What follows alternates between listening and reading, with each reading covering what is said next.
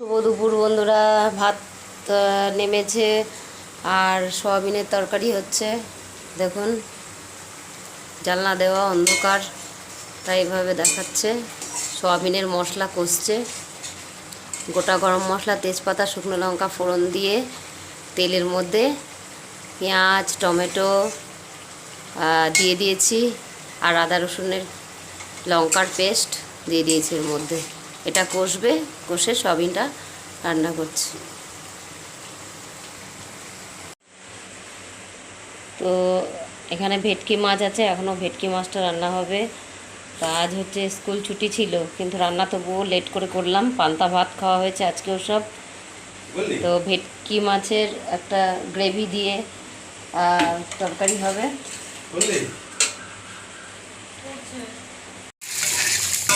অন্ধকার,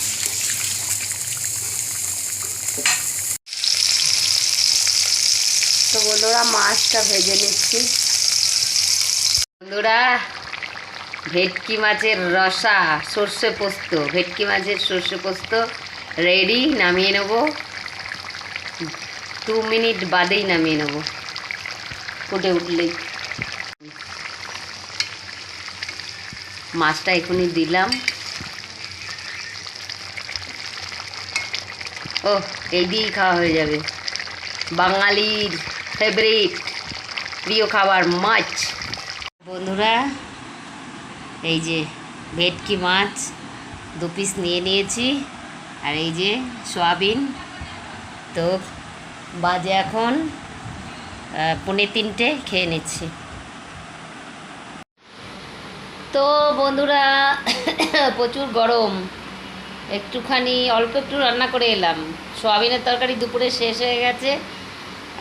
তো আছে মাছের তরকারি। এবার আর কি খাবো ভাবছি, কি করব। একটা বেগুন, শুকনো লঙ্কা, কালো জিরে, পেঁয়াজ ফোড়ন দিয়ে